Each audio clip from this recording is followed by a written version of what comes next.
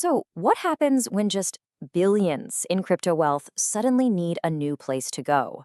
Well, you get a digital land rush. Today, we're going to deconstruct metaverse real estate. We're going to peel back all the layers on what was one of the most fascinating and, yeah, volatile asset classes of the last few years to really figure out what was actually being bought and sold. And this quote from the Wall Street Journal, it really gets to the heart of it, right? The metaverse land boom, it wasn't just about virtual worlds. It was about this tidal wave of new crypto wealth that honestly had to go somewhere. Okay, so let's start at the very beginning with the official pitch. When someone bought land in the metaverse, what were they actually getting? To figure that out, we had to dig into the one place where these companies have to be super precise, their SEC filings. And this is where the language gets really, really specific. See, companies didn't call it land. Nope. They called it Metaverse Property Holdings, which they define as NFTs. And that is the key distinction. You weren't buying a digital piece of Earth. You were buying a unique token that represented a plot in some virtual world. And the business model they presented, it seemed super straightforward, a simple three-step process. Step 1, you acquire the NFTs. Step 2, you manage and develop them, which could mean anything from hiring a graphic designer to a coder to build something cool on your virtual plot. And then step 3, you sell it or monetize it. Sounds simple enough on paper, right? And the scale of this, wow, it was absolutely staggering. This wasn't some niche hobby for a few people. Just look at these numbers. Division had 200,000 parcels, the Sandbox over 166,000. We're not talking about digital neighborhoods here. These were like entire digital continents being carved up and sold off. Which, of course, brings us to the next layer of this whole thing, the anatomy of the bubble itself. How did this market just explode, seemingly overnight? What forces were really at play that turned these digital plots into, in some cases, multi-million-dollar assets? So, if you remember, back in early 2021, the crypto market was already pretty hot.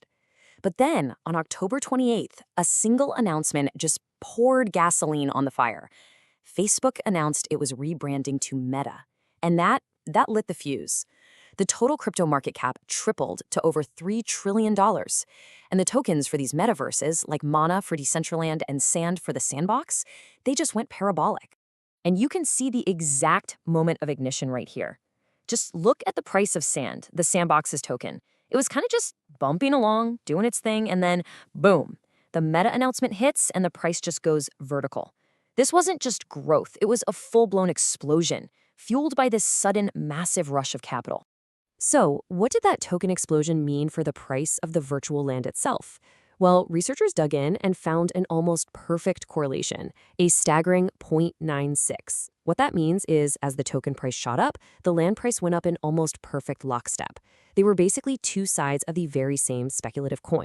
Yeah, and academics actually have a name for this. It's called the wealth effect. Think about it. As the value of tokens like Mana and Sand skyrocketed, the people holding them felt incredibly wealthy, right? And what do you do with that newfound wealth? Well, they spent it on other assets inside that same ecosystem, which in this case was NFTs for virtual land. And that, of course, just pushed the prices up even higher. One research paper drew this really powerful parallel, comparing the whole metaverse land rush to the 1920s Florida real estate bubble. And the argument is pretty compelling. In both cases, prices became totally detached from any real underlying use or value. Instead, they were driven purely by the belief that, hey, someone else will come along and pay even more for it later. All right, now we get to our third layer, and this one is kind of mind-bending. Let's call it the currency illusion. This is the point where we have to start asking what value even means in these digital economies. Because it turns out, how you measure it, well, it changes absolutely everything.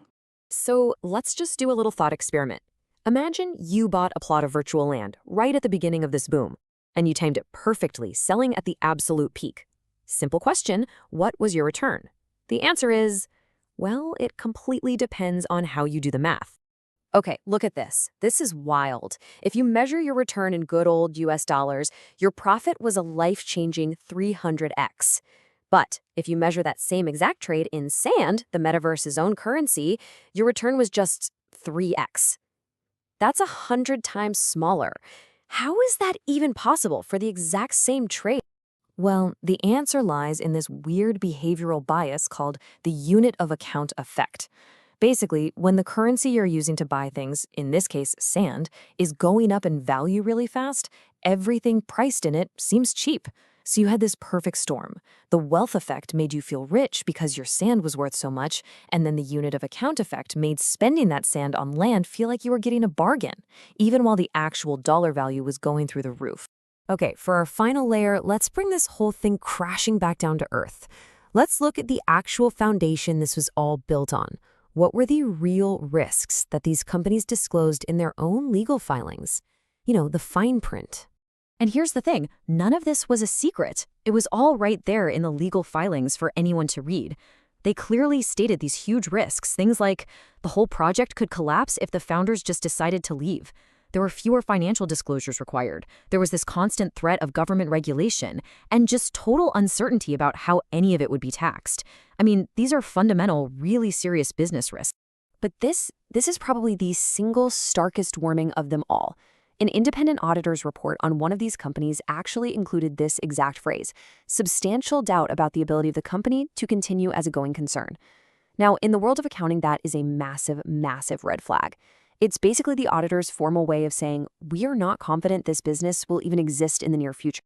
So, we've peeled back the pitch, we've looked at the bubble, we've untangled the illusion of value, and we've seen the risks. It all kind of boils down to one final, really essential question. So, to recap, we've seen the official pitch, the anatomy of the bubble, that crazy currency illusion, and the very real risks underneath it all. Which leaves us with this final thought. When an asset's price can change by a factor of 100, just depending on which currency you use to measure it, what are you actually buying? Are you buying property? Are you buying a stake in a new digital economy? Or are you just making a bet on the psychology of the next person in line? And that really is the core question of the whole digital land rush.